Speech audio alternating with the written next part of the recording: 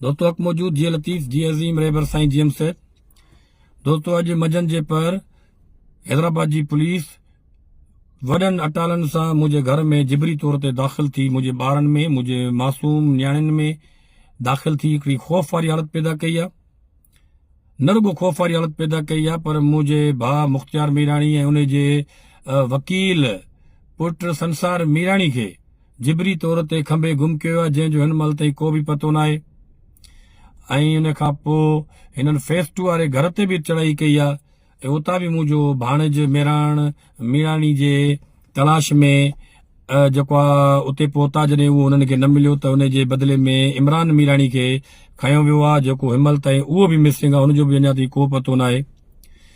जीअं त असां तव्हां सम्झूं था त हिन मुल्क जो जेको कानून आहे उहो मनु महाराज शास्त्री वारो आहे। हिन मुल्क हमेशह वॾेरनि, सियासतदाननि, ब्यूरोक्रेट्सनि ऐं सरमाएदारनि खे तहफ़ ॾिनो आहे। ऐं पुलिस हमेशह ग़रीब माण्हुनि जे घरनि जे मथां चढ़ाइयूं कयूं आहिनि। ऐं उन खां पोइ जेके एक्टिविस्ट आहिनि या समाजी वर्कर आहिनि या ख़ासि करे साईं जी एम सैद जा पोइ लॻा आहिनि, जे हमेशह हिन कानून जी जेका सही पासदारी जे लाइ मुज़ाहिरा कया आहिनि, सरापा एहतिजाज रहिया आहिनि, ॿियो उन्हनि जे घरनि ते चढ़ाइयूं कयूं आहिनि, उन्हनि जे चौधरी जो तक़दुस पायमाल कयो आहे। असां पुलिस जी जेको आहे हिन गैर अख़लाक़ी ऐं गैर आइनी तरीक़े जी मुकमल मज़म्मत कयूं था। ऐं असां हितां जी सिविल सोसाइटी ऐं इंसानी हक़नि जे जेको आहे ज़िम्मेदारनि ऐं लीगल एड सोसाइटी जे जेको आहे सरवाणनि अॻवाणनि ऐं क़ौमी तहरीक जे दोस्तनि खे इहा इल्तिजा रिक्वेस्ट कयूं था त हीअ जेके मुंहिंजे घर जे मथां चढ़ाई आहे इन जी मुकमल मज़म्मत कनि ऐं उन जे लाइ हू जेको आहे वीडियो जारी कनि ऐं पंहिंजो बयानु जारी कनि। हीअ जेकी पुलिस जी बरबरीत आहे, जेकी हमेशह क़ौमी कारकुननि जे मथां इन्हनि जी रही आहे, हिननि मंशियात फ़रोशनि जे हथां लठियूं खाधियूं, उन्हनि जे हथां हिननि डंडा खाधा, उन्हनि जे घरनि जे मथां कॾहिं बि चढ़ायूं असां न ॾिठियूंसीं।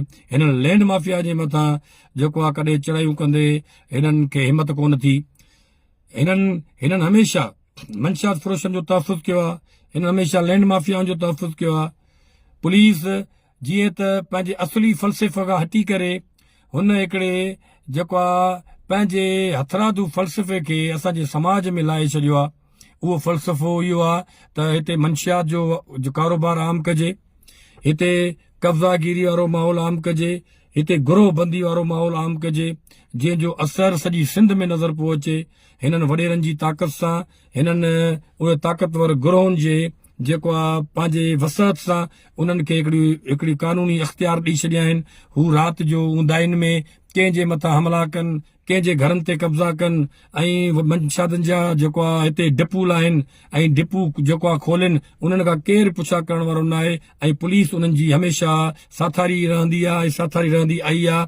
पुलिस इन कमनि में त असां हमेशह एक्टिव ॾिठी आहे ऐं हुन जी पोज़ीशन असां मुकमल अलर्ट ॾिठी आहे, पर असांखे आम माण्हूअ जी जेको आहे तहफ़ुज़ात जे लाइ कॾहिं बि पुलिस खे अलर्ट न ॾिठो आहे। असां पंहिंजे समाज में झेड़े जे दौरान पुलिस खे असां परते ॾिठो आहे ऐं असां हिते जेको आहे कब्ज़े जे दौरान पुलिस खे असां उते मिसिंग ॾिठो आहे, पर पुलिस खे एक्टिव सिर्फ़ु हिकिड़ी जॻहि ते ॾिठो आहे त क़ौमी कारकुननि जे घरनि जे मथां चढ़ायूं, उन्हनि जे नियाणियुनि में ख़ौफ़ हिरास वारो हिकिड़ी सूरत पैदा करणु, हालतूं पैदा करणु, इन मामले में पुलिस तमामु घणी एक्टिव रही आहे। त मां जेको इंसानी हक़नि जे अॻवाननि खे ऐं दुनिया जी आलमी जेको आहे पंहिंजे जेको ॿाहिरि वेठल दोस्तनि खे रिक्वेस्ट थो कयां त हीअ जेकी पुलिस जी बरबरीत आहे, जेको पुलिस जो जेको गैर आइनी जेकी वायलेशन वारो अमल आहे, इन जी अगरि असां नंदा न कईसीं, इन जे ख़िलाफ़ न वियासीं त पुलिस इहा हिकिड़े जेको आहे बदमस्त हाथी वांगुरु असांजे इन समाज जी जेकी सावक आहे, हीअ जेको ख़ूबसूरत फसल आहे, इनखे लताड़े छॾींदी, इनखे बर्बाद करे छॾींदी। जो असां सम्झूं था त हिन मुल्क खे तबाह करण वारियूं कुवतूं भले कहिड़ियूं बि हुजनि, पर उन में अॻियां हमेशह पुलिस असांखे नज़र आई आहे।